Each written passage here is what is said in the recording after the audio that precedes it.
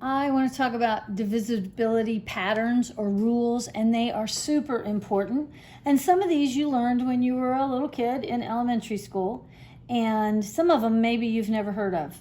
I did not learn these bottom three until I went to college and was in an education class for teaching elementary math. And I'm so mad I did not learn these while I was in grade school. They would have helped me out a lot. So, here are the rules to determine if a number is divisible by another number. So, a number is divisible by the number 2 if the number itself is even, meaning if it ends in a 0, 2, 4, 6, or 8. So the number 12 is an even number because it ends in the 2. So I know that 2 is going to divide evenly into 12. Even if I've got some huge multi-digited number, but if it ends in a 0, a 2, 4, 6, or 8, it will be evenly divisible by 2, meaning there will be no decimal leftovers or no fractional parts left over.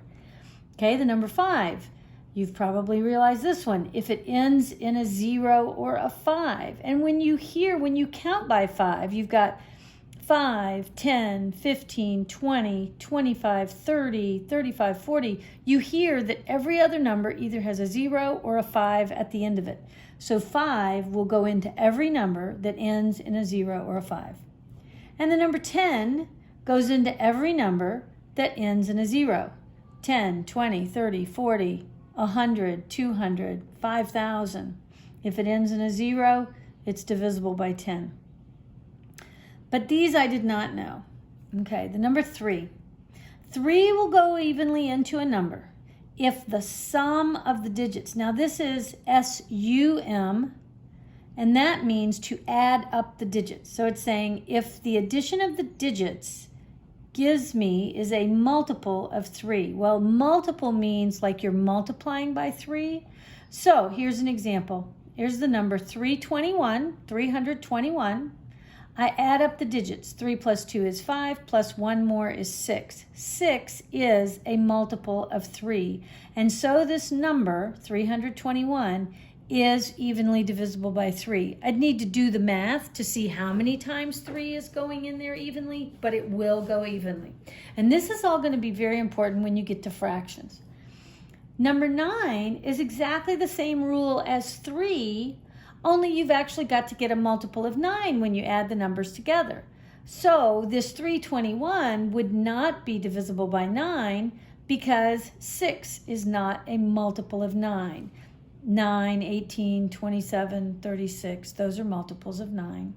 But if I stick another 3 on here, or another 1 and another 2, so if I had the number 3,321, those digits would all add up to the number 9 instead of just the number 6, and therefore 9 would divide evenly into that number.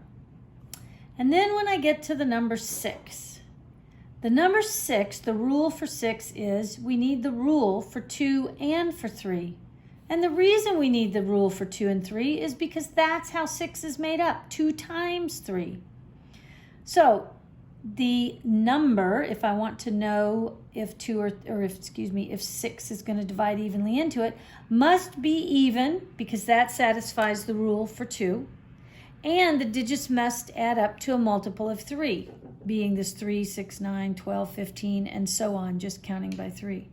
So here's the example. We've got the 321.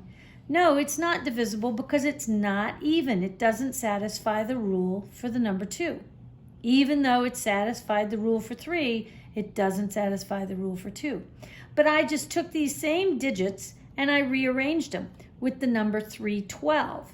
Well, now this number is an even number, and I already had added the digits together, and I know that it gave me a multiple of 3, and so 312 is evenly divisible by 6, and I could do that long division and figure out how many times it goes in there. So that is all there is to it. These are going to be so important to you when we take our next steps of starting to do fractions.